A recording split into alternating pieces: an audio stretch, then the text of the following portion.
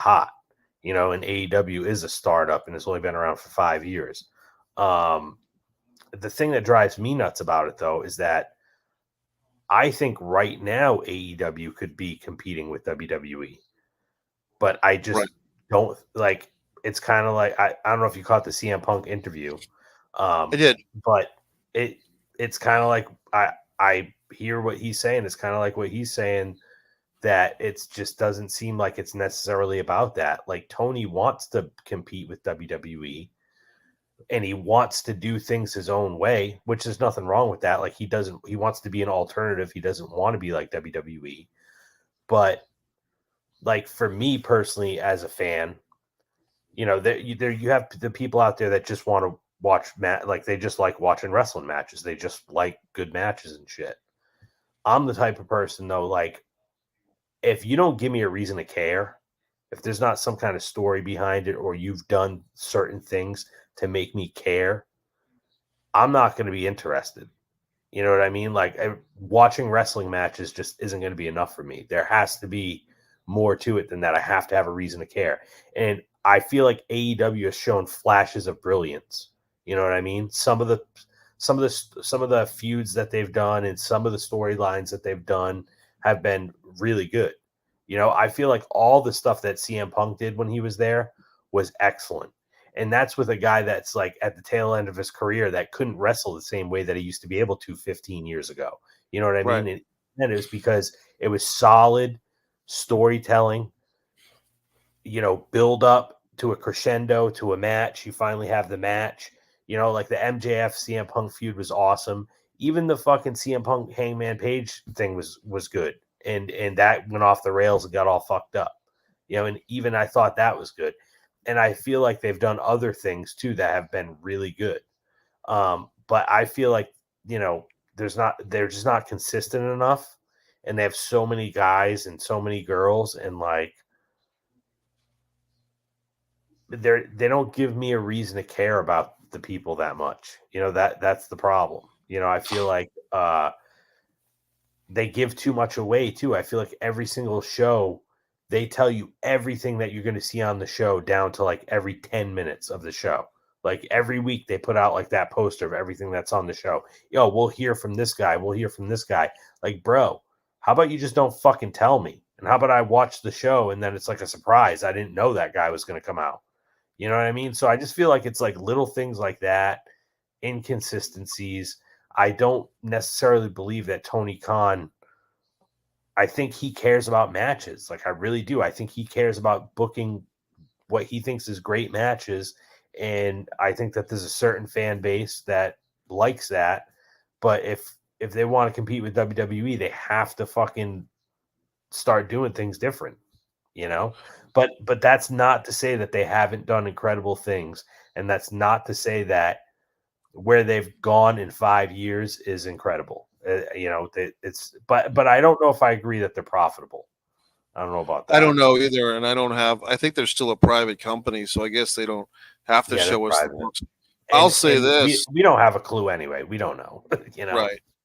And I mean, a lot of businesses claim to not be profitable because that's the way to get more money or pay less taxes anyway. So, I mean, that's an Yeah. old film industry trick. You say that the movie didn't make any money, so you don't have to pay anybody residuals, Mhm. especially writers. So, anyway, let me.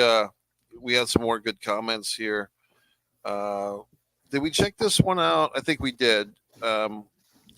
Because Michael and my buddy Alex there actually have kind of a back to back comment about Sammy. Chad congratulating Sammy and turning heel on Sammy winning the championship.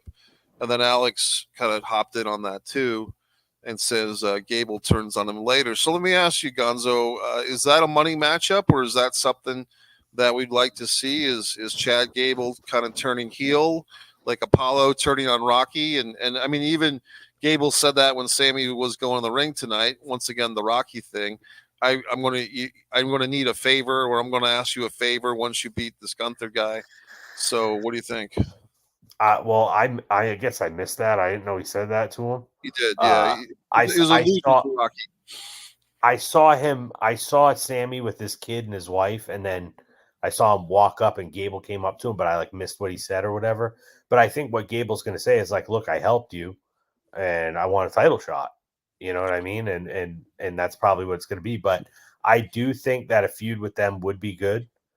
And, I think that they've already put a little bit into it, as far as just like storyline, because he helped them and they had the training vignettes and this and that. And I think that, they can probably do a couple more little things and then do some kind of heel turn with Gable or whatever, and then Right. actually have like a pretty compelling feud for a pretty compelling match. So, I mean, I'd be all for that. Yeah, what they did was basically it was a Rocky 3 reference when Carl Weathers helps Rocky for the second fight with Mr. T's Clubber Lang, and he says, "Once you beat this guy, I want to ask for a favor." And then the favor was Apollo and Rocky had that fight with no audience At the in end of the the movie yeah. So in the now gym, yeah, right. So basically, Chad is saying once you beat Gunther, because Chad almost beat Gunther. So now yeah. Chad wants the match with Sammy, and that's fine. So we'll see, and they might stretch that out until SummerSlam or maybe before. I mean, they have a premium event about once a month at this point, so Yeah. they always. It's interesting how they always have to. You can't just end a story at WrestleMania. Sometimes you got to leave it somewhere to go for the next thing, and Yeah, and that's bro, the crazy thing is dude, all of these fucking PLEs are getting bigger and bigger. Like the next one after WrestleMania, I think is in like Paris or something, and they have that one in Scotland coming up, the Clash yeah, at the Castle again. Like they're starting to have them all over the place. They had the Puerto Rico one last year, right. and they're starting to put them in stadiums. Like they're starting to get stadiums for these things. Like look at Elimination Chamber in Australia. That was a stadium. You know what I mean? So it's just crazy because it's like seems like all the PLEs are starting to have more of a WrestleMania vibe, like bigger and you know. They announced one for Germany tonight. Oh, did they? Yeah. So When Gunther was, I think, right when Gunther was coming to the ring, they showed a bunch of people in Germany watching WrestleMania, fans in some type of venue. And then Michael Cole said something about a pay per view or a premium live event in Germany coming up in August. So, yeah, like the last couple of days of August, like I think it was August 29th or something like that. So, I I guess wonder if they that's gonna probably, be SummerSlam. I don't think so. I think they had another name No. for it. He Okay. didn't say SummerSlam. He said something else. So, and that's the thing, because they do the thing now with Peacock, and I guess next year it's going to be Netflix. They don't.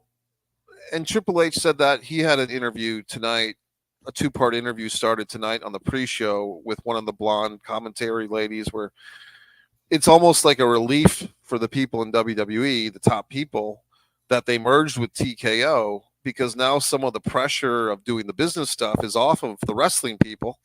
Because when it comes hmm down to it, I would say Triple H is more of a wrestling guy than a business Yeah. guy, right? Yeah. So now that he doesn't have to necessarily worry about all the behind the scenes stuff, that they have this parent company of TKO, which I would assume has the best of both worlds, the best WWE people and the best UFC people. Now the wrestling people, i.e., Paul Heyman, Triple H, probably throw Stephanie McMahon in there and whoever else, they can concentrate on wrestling. And it's kind of funny because it just brings me back to I don't know, I think it was after WrestleMania, yeah, WrestleMania last year when Vince McMahon and Ari Emanuel did the interview when they announced the TKO merger with UFC. And I don't know if you remember this, but Ari Emanuel kept using that word flywheel. Like, they can just incorporate right to what we already have a flywheel in place. And he just kept saying it and saying it. And like people were even like, joking about it. I remember listening to Jim Cornette and Brian Last, and Brian Last is like, dude, how many fucking times is that guy gonna say flywheel, dude? Like, you think they got a flywheel? And but now seeing how this is going, it's like I go back to that and it's like, okay, it's all clicking for me now because like UFC has been trying to become more and more global. That's been like their focus over the last like 8 years. And they've been starting to do events in Mexico, China, fucking Japan, like maybe not Japan, but all these different countries all over the world. They go to Abu Dhabi all the time. They're doing a Saudi Arabia. You know that the Saudi Arabia show that UFC is doing, they got the same in because WWE was already in with Saudi Arabia, right? Right. So now you can see that WWE is just going with the same exact model as UFC. Now WWE is starting to go in all these places all over the world and have these shows just like UFC was. And they're also within the states is they're doing the things now where like UFC is going to be on a Saturday and then Raw will be on a Monday in the same venue. So they're bringing like Right. both of the products to the city at the same time. I think that what they're trying to do is do that on a global stage now too, where like, okay, there's going to be like this massive weekend in Australia, and Saturday night you have a UFC pay-per-view, and Sunday night you have a WWE PLE. I think that that's what they're going for, and they just want to expand all over the world. I agree with that, and I would say that one thing that was interesting tonight, UFC actually had a show tonight, one of their fight nights, and I would say that was probably booked before the merger, and because if the UFC WWE TKO thing happened in the last 6 or 7 months, right, and they probably booked that UFC show a year ago or more. So they had to keep that, but I don't think that'll be happening much in the future. I don't think you'll see No, very many head-to-heads because why would you no, compete with yourself, basically? no, and that's why the UFC thing started at 6 o'clock. Those fucking Right. fight nights never start at 6 o'clock unless they're in another country, you know. So Yeah. yeah, clearly they don't want to run against each other. Yeah, I think, like I said, that will probably not be something that they run into again, Mhm. and they probably were going to have it at 10 o'clock, and then they bumped it up to Yeah, try to overlap just a little bit, and not the whole time. Let's get to some of the other comments here. This Michael AJ has always got a lot of thoughts on wrestling. Mikey, Steve Austin and Cena will show with Jay and Rock. Turn on Roman because Roman taking over Bloodline. Will Rock turn on Roman? He's asking. He's the elder in the bloodline. Solo being in bloodline was Rock's idea because last time they were all together, Rock never been close to Roman, and Solo was moving towards Rock, far from Roman. So basically, Michael AJ is saying that The Rock is going to take over the bloodline. Roman and Jimmy get involved. Jay fights him off, and Solo comes out. Cena shows off. They shows up. They fight off, and Rock try to get involved. Steve Austin fights him. Will Tonga, who's another bloodline guy, but he's not in the WWE right now, show up. No, WWE hasn't mentioned him coming in yet, and Cody will. And I want to see if he didn't really go beyond that. there's But more. basically, it's a mix of speculation and fantasy booking here.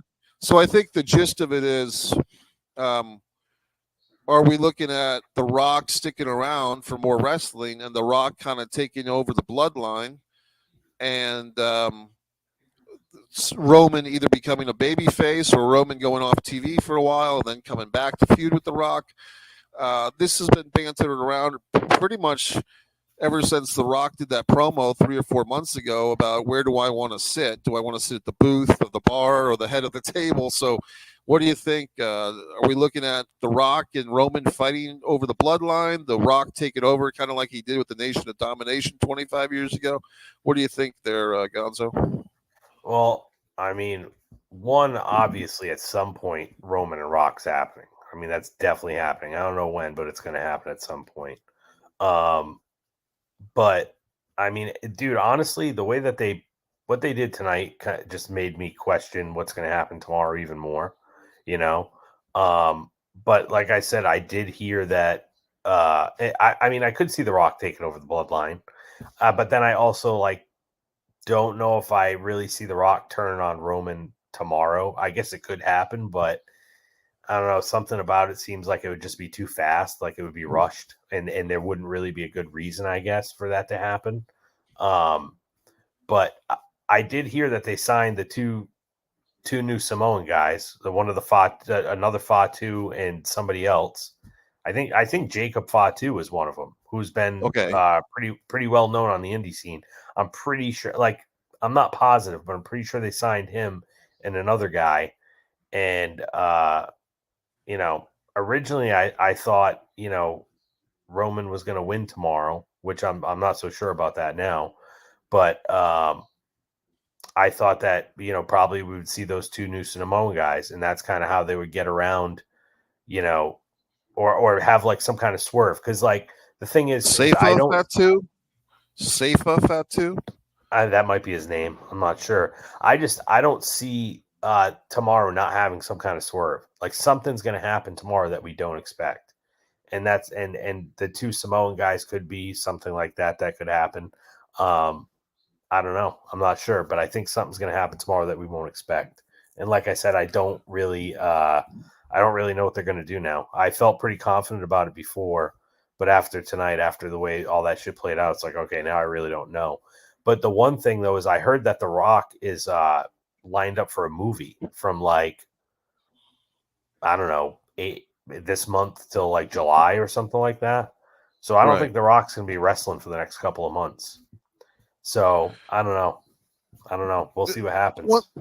One thing about WWE in the most recent years, especially, is they've been pretty good from their standpoint of they can kind of tease a storyline or even start a storyline.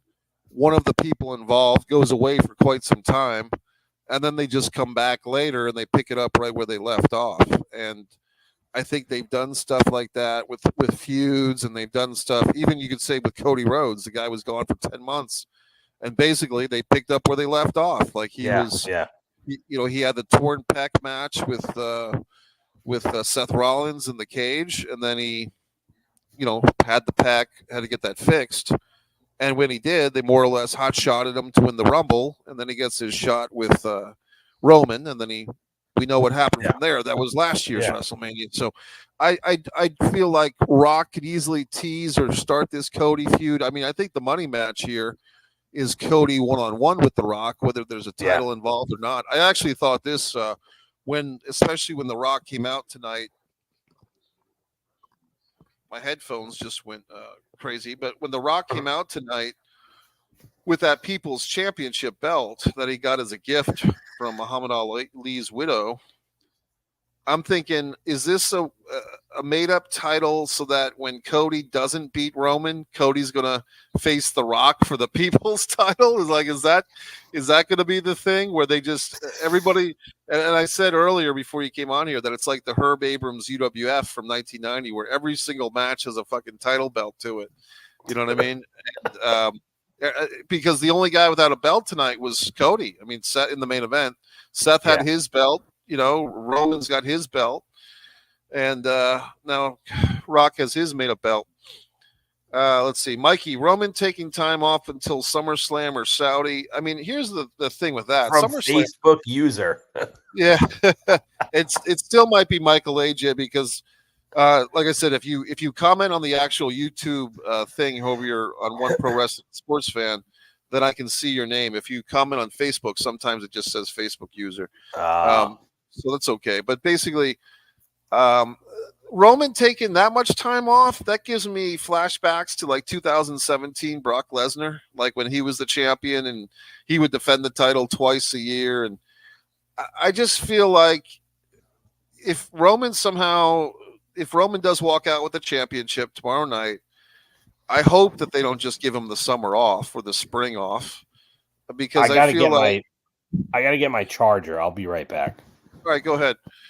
That's no problem. So I just feel like we got a little shot there of Gonzo, but I feel like that's a little bit, too much for a champion to take all that time off.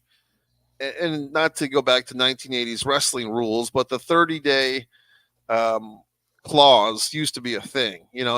That was one of those wrestling official rules that actually seemed to help wrestling when a champion had to defend the title every 30 days. Let's take another look at this comment from Michael AJ. What killed AEW for me? The Devil Mask, Adam Cole, just as bad as WCW Shockmaster. Well, part of that, AJ, was I don't know if they started that whole devil thing with Adam Cole in mind, and that once they decided to take we're talking about this AEW thing with the mask and Adam Cole as the devil. I didn't really have a problem with Adam Cole being revealed as the devil, but as other people have pointed out, if you're going to do that, then do it. And even if MJF is on the shelf for a while because of real injury or storyline injury or contract negotiation or whatever's going on with MJF, where we haven't seen him since he lost that title to Samoa Joe, why isn't Adam Cole presenting himself with this devil gimmick? I don't know if you've been following AEW enough to comment on this one, Gonzo, but basically they were doing this whole mystery angle of somebody's wearing a devil. Oh, yeah. I know right. The whole thing. So as far as I know, and I haven't been watching Dynamite religiously, but has Adam Cole done anything with the devil mask or made any allusions to the devil since he revealed himself to be the devil, or have they just kind of put that on the shelf? I don't know. I haven't been watching enough to know that. Yeah, from what I've heard. From what I've seen, the same thing, though. I haven't seen any devil mask. So yes, so he revealed himself at the pay-per-view where MJF lost in his hometown to Samoa Joe, but it seems like they've just kind of buried it, like they just or just put it on the shelf that MJF was the devil the whole time. I will say this though, buddy. Adam Cole was the devil, though, right? Adam Cole's the devil, yes, but yeah, okay. MJF, basically MJF lost the title to Samoa Joe, I think because part of it was that Adam Cole couldn't get like the ring in time for MJF to blast Samoa Joe with it. So Samoa Joe was able to put the clutch on him, like the choke out.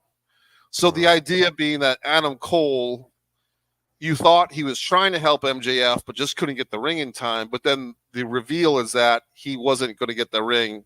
He was purposely not getting it on time to distract MJF so that Samoa Joe could choke him out and take the title.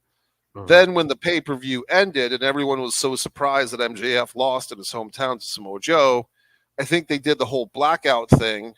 And then these masked henchmen were holding Adam Cole and MJF. Then they did another blackout, and suddenly Adam Cole had the devil's mask on, and it's revealed that he's the devil. And it was like, oh, sorry, guys. It was a group of like Matt Taven, Mike Bennett, Wardlow, who's from MJF's past, obviously, and Adam Cole. So they had like this group that I think they did in the old Ring of Honor. And those two of those guys, Mike Bennett and Taven, I'm actually pretty friendly with in real life because I used to do commentary for their matches. And so I was happy to see them. And Wardlow and the other guy from Cole's old group, the whiny guy, the friendship guy. Roderick Strong. Yeah, Roderick Strong. So it was a five of them. So I don't know how much that group is being pushed because basically it was looking like, okay, another heel faction. And my buddy Alex is chiming in that both Adam Cole and MJF have bad injuries, which is true, but it's kind of like, is this another storyline that they've pushed here? They're doing in AEW. They're pushing a storyline to the sidelines when MJF and or Adam Cole are back from the sidelines. Can they put this storyline front and center again, or at least in the mix? And Alex, it seems like you've been watching AEW Dynamite more than me and Gonzo. Do you have any information? Has that group continued at all? Like the Mike Bennett, Matt Taven, Wardlow. Let's see if Alex has any insights, because I haven't been watching Dynamite, so I can't give an honest answer. I don't know. I mean, I've watched a little bit, not much, but I've watched a very little bit. And from what I've seen, Wardlow is by himself, and then the Matt Taven and Mike Bennett guy, I think, are a tag team together. And I don't know anything beyond that. So, I mean, the group could still be together. I just haven't seen anything that I've seen hasn't been with the group together. I just saw Wardlow by himself a couple of times, and I'm pretty sure I saw the Matt Taven and Mike Bennett guy as a tag team. So, yeah. I don't know. Maybe that guy knows, though. Right. So let's see. Let's take a look at. Let's get back onto our matches here. So we started with Rhea and Becky. The next match was the big tag team match. I thought I've got to watch that one again. Like that's on my homework list, is to watch the big tag team crazy championship match. It seemed like a match that everybody was having fun with. they had two new tag team champions. I wasn't even sure, was there champions going into this match, or was the Yeah, titles held up? Who were the that was champions going in? Judgment Day. Okay, so they lost both sets of belts. Yeah. So the first one they lost to was A-Town Down Under, right? Well, from what I understood is that the match didn't end until both of the championship belts were pulled down. But then I was like wondering, okay, well, what if two different teams pull them down, which is what happened. So Yeah. I don't know if it's like the last team to pull the last belts down win. I think that's what it was, No, like the no, it last wasn't. team. It No? was A-Town Down Under gets one set of belts, and Awesome Truth got the other set. So there's two sets of champions now. Correct, because when Okay. when A-Town Down Under, which are kind of like the cool heels, I think, when they got the belts for, I believe, SmackDown, they announced them as the new SmackDown champions. They took like 10 Okay. seconds, and then they were fighting to get the other set of belts to pull off the sweep, and then they got dejected, and then the match continued for another 10 minutes or so. So somebody must have been SmackDown tag champs then, right? I think the I know, titles like, were unified going into this thing. I think one team had both sets of championships, and they had been merged together for a year at least, and then this was a way to split them up again. To split them up. Okay, got it.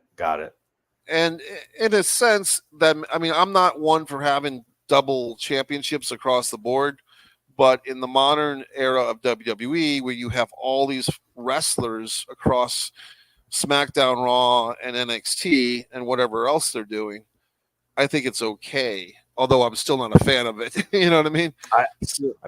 I think it's okay with the tag belts. Right. I don't mind that, because I think that it gives more people a chance to be like in the mix for something that has meaning. You know what I mean?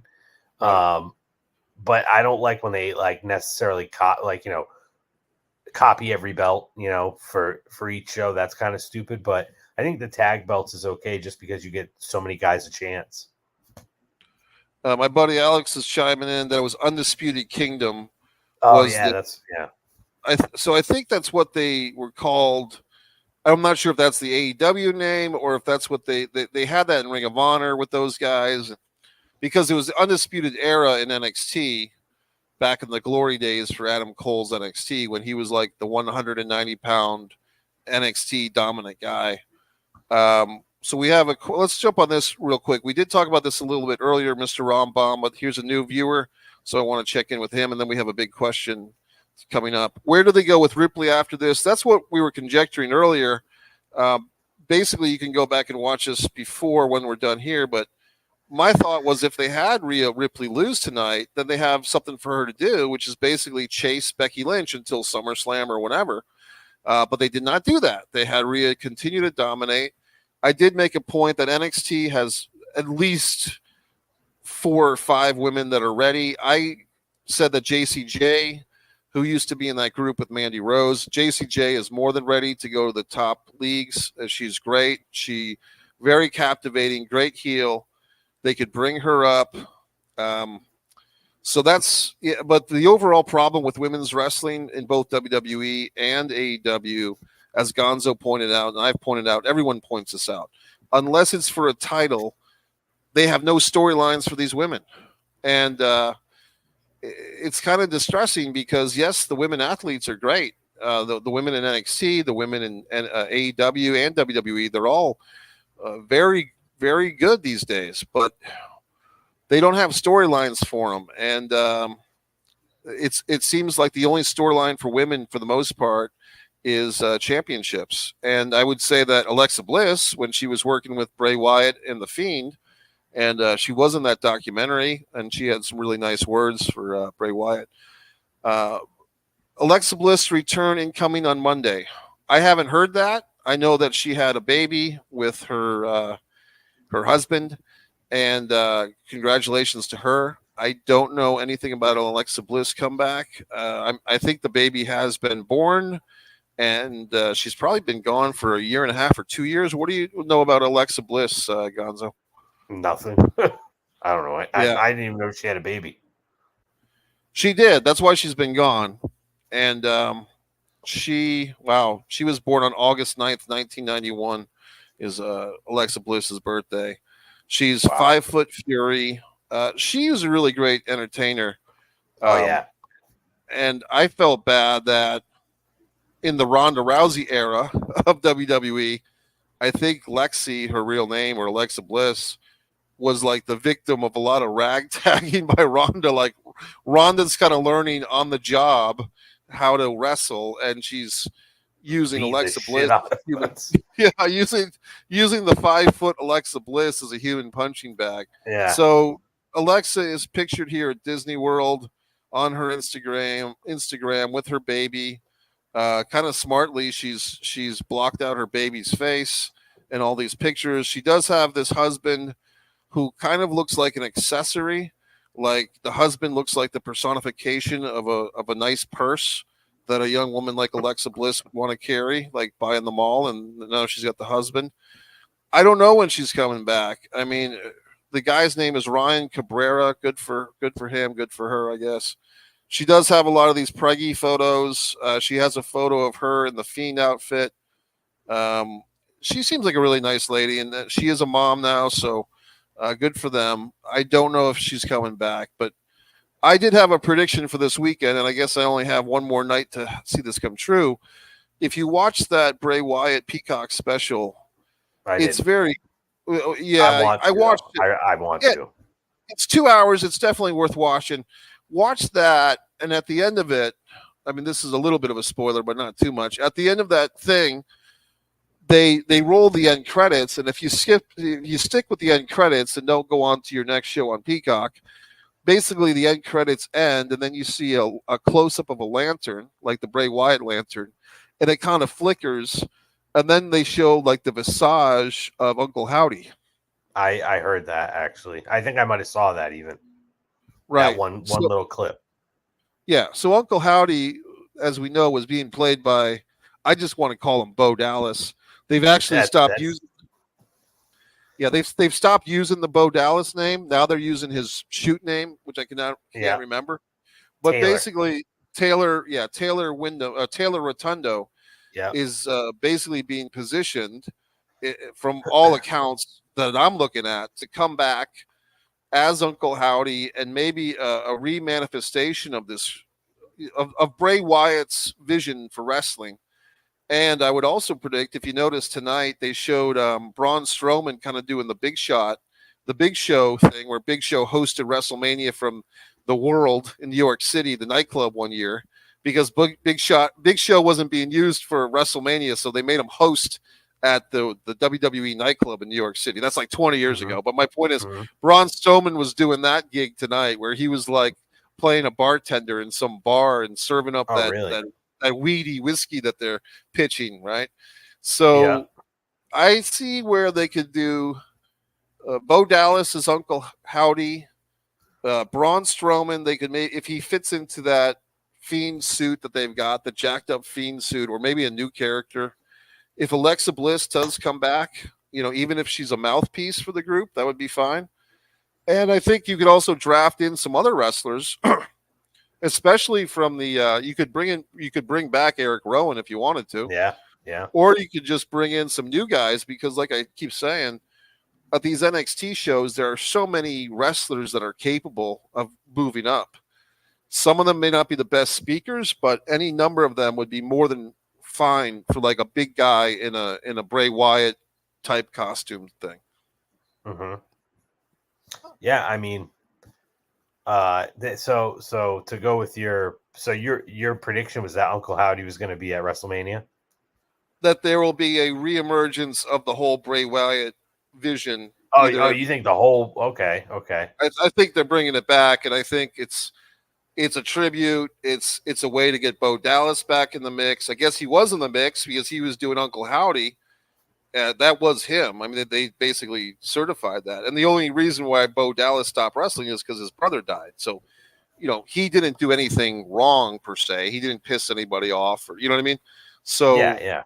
it seems like Bo Dallas is in the good graces.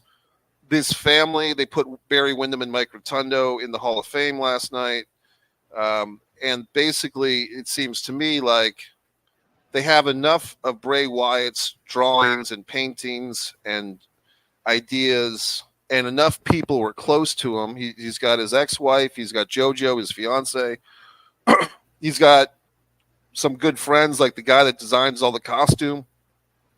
It seems like enough people in the Bray Wyatt inner circle kind of knew what Bray was up to with his creativity. And it seems like Bray left behind enough sketches and I don't want to speak for him, but it seems like people knew what he wanted to do. You know what I mean? So yeah, it makes sense. Yeah. With that said, if they're going to continue to give this family, because I kind of feel like this Rotundo Wyndham family is kind of in that same mix as the Samoan family, and other WWE family, the Rhodes family, I guess you could say, it's kind of like the old mafia. Like there's these certain families, right? Yep. And the Wyndham Rotundo family has kind of made themselves through the generations with Blackjack Mulligan and Barry Windham and Mike Rotundo, and now with Bray Wyatt, especially. It seems like this is one of those families that's going to be taken care of. Yeah. And in order for them to kind of earn being taken care of, meaning the money, just like Warrior, whether Warrior's widow was any good for wrestling or not, they gave her a job on the WWE creative team, right? Uh-huh. But I feel like Bo Dallas is going to get that paycheck from WWE because not only that, it's worth something. Like Bray Wyatt's creativity, even with Bray himself gone, is worth money. I mean, because he had some great ideas. So these characters are, in my opinion, are going to be rebooted, like the Ramblin' Rabbit and the puppets, and I think some new characters that are either things that Bray had sketched out before his passing, or Bo Dallas was close enough to him. If Bo has a brain in his head, which I think he does, and I don't know if he's as advanced or as dark or whatever as his older brother was, but I would think that he's somewhat in that ballpark. I think they're going to continue the Bray Wyatt vision for gothic horror, absurdist wrestling, which I thought was good.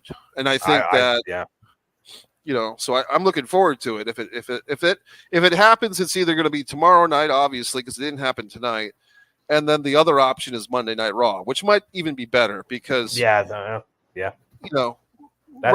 They always have surprises. So, like the Raw after WrestleMania, always at least one or two surprises. Right. And I think that with WrestleMania, with the Cody and The Rock and Seth, and tomorrow night you get the extra wrinkle of Drew McIntyre, who I think needs to get a belt. So I'm kind of assuming that Drew's going to get a belt as well. And what else is happening tomorrow? You got a bunch of stuff. You got Bailey. I'll say tomorrow. I think it's going to be way. I don't want to say. I think tomorrow's going to be better than tonight was. There's a lot more that I'm looking forward to tomorrow, as opposed to tonight. Obviously, I was looking forward to the main event tonight. I wanted to see the Sami Zayn Gunther match, but like tomorrow. LA Knight, AJ Styles. I want to see that. I think they've done a good job with that. The Final Testament against Bobby Lashley and Street Profits. I want to see that. And then they have the Bailey match. Drew McIntyre has been doing maybe the best work of anybody lately. Like his promos are fucking on point, dude. The vignettes they're doing with him, his attitude, everything. He's just been totally on point. And they're doing the match in Scotland. I think the Castle 2 or whatever is in. So he's got to be a champion or fighting for a title at that. And so I think that Drew will win that title tomorrow night, if not soon after, from Seth. Well, Seth took such a beating tonight. It's like, how could anybody really expect the guy to win? Tomorrow, and that's kind of protects him, I think. He took such a beating tonight that if he loses tomorrow, is it really on him? He got his ass beat tonight. The Rock was cheating left and right, so. Right. And it's also interesting because, I think part of Vince McMahon's thinking going back to WrestleMania 19 when they didn't have Booker T beat Triple H, and they did have Kurt Angle beat. Actually, they had Brock Lesnar beat Kurt Angle, and the thinking that Vince has, the idea was Vince didn't want 2 title changes in one night. He wanted, Brock to be the only new champion. Now, a year later, for whatever reason, he changed his mind because Cena won a title over JBL, the SmackDown title, and then Triple H lost the Raw title to Batista. So Vince's, ethics or his strategies or his booking policies seem to change on a whim. But the point is, even if Cody were to win tomorrow night over Roman, I still think that having Drew beat Seth makes sense because you have one heel champion in Drew and you have one babyface champion in Cody. 100%. Yeah. Let's take a look at this comment. This was kind of a big one. Mikey, if you see Pat McAfee when The Rock was on, he spoiled it. He spoiled WrestleMania 40. This was when Vince was back during TKO's merger. Rock and Roman was a lock for WrestleMania 39, but Rock didn't do it because changed Cody and Roman. Roman was one because TKO was taking over. WWE, nothing could have changed until this year. Vince is gone. Hunter full in charge and wants something new and fresh and exciting. Cody beating Roman will happen, erasing Vince from WWE and stuff. Roman being heel and championship reign was his last idea and couldn't touch it yet. This comment plays well with my running predictions. Several months ago, I made a video where I predicted that Roman Reigns was in fact going to beat Bruno Sammartino's 7.5-year record. And at the time, I really did believe that. Gonzo and everybody, because I thought that they were setting up Roman because they don't want people 20 or 30 years from now to have to think about Bruno Sammartino in the 1960s and 70s. They want the 6-year-old kid in 2024 to grow up and think about Roman Reigns. Like when I was a kid, this guy Roman Reigns had all the had the title forever. You know what I mean? So they basically want to reboot history a little bit and take some of these old guys like the Honky Tonk Man with the Intercontinental title or Demolition with the tag team title, longest reigns. They want to scrape those guys and put in the New Day and put in Gunther. And in this case, put in Roman Reigns over Bruno.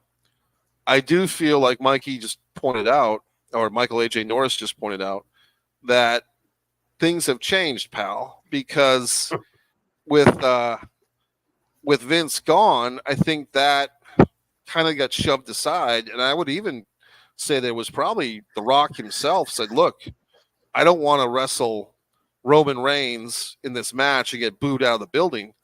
If the people actually do want Cody to win it, let's put the title on Cody. And I think Roman Reigns is smart enough where he's not going to hold him to a deal that doesn't make sense for business. And if it's true, which I don't know if it is or not, that Roman Reigns is struggling with leukemia as we speak, as they said on the telecast tonight, I think that's a good option for Roman to take some time off. And who knows, maybe that's why Roman doesn't wrestle a full schedule, because he does have the leukemia. So maybe that's been an issue for him.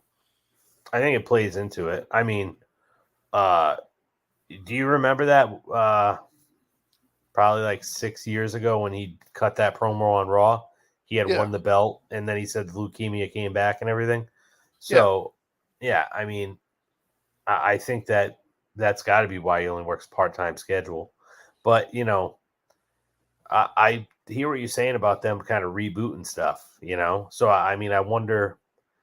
the thing is, though, is how could you ever have somebody in 2020s be a champion for 8 years? You know what I mean? It just seems like, would that even work today?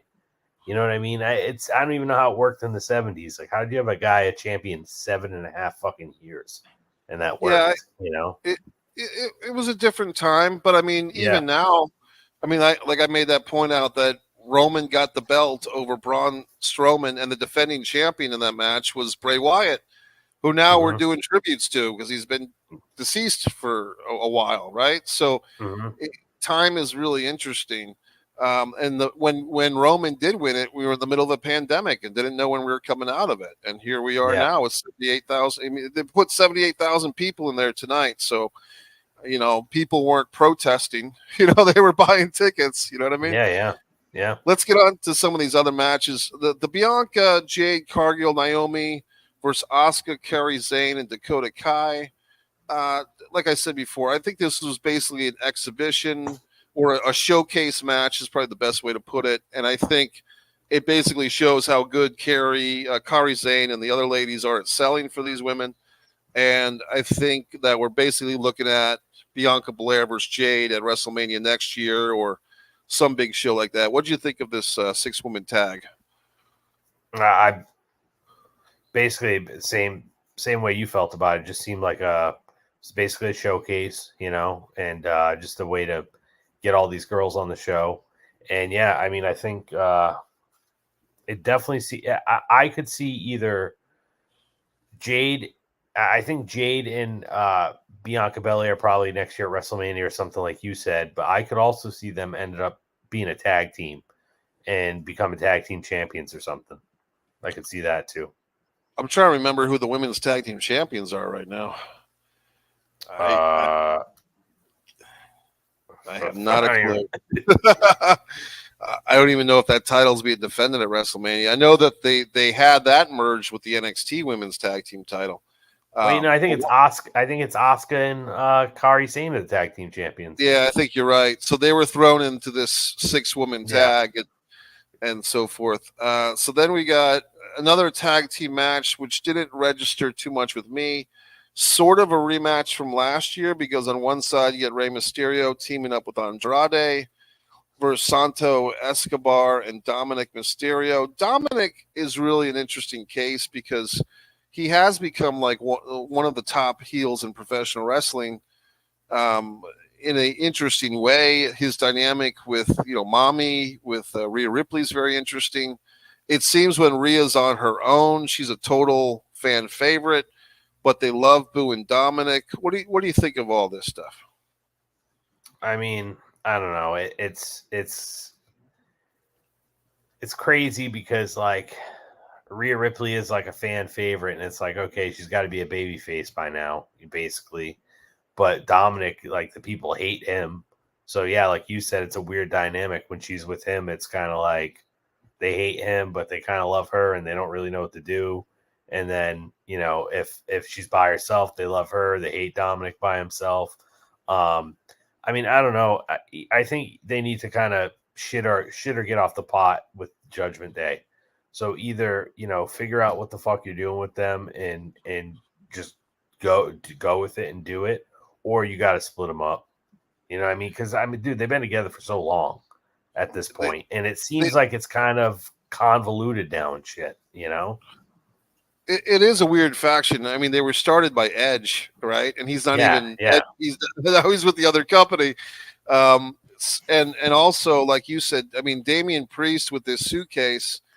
No one's even talking about him for the most part in this whole Cody Rhodes, Roman Reigns deal. But in theory, he could come out tomorrow night and say, hey, I want to wrestle both of your asses. Or he could wait for Cody or Roman to win the match and then bonk him over the head with the Money in the Bank suitcase. Bro, could you imagine if Cody fucking wins tomorrow? And it's like, oh my God, he finished the story and fucking Damian Priest comes out and cashes in and pins him. Right. Dude, the people would fucking lose it. They would lose it.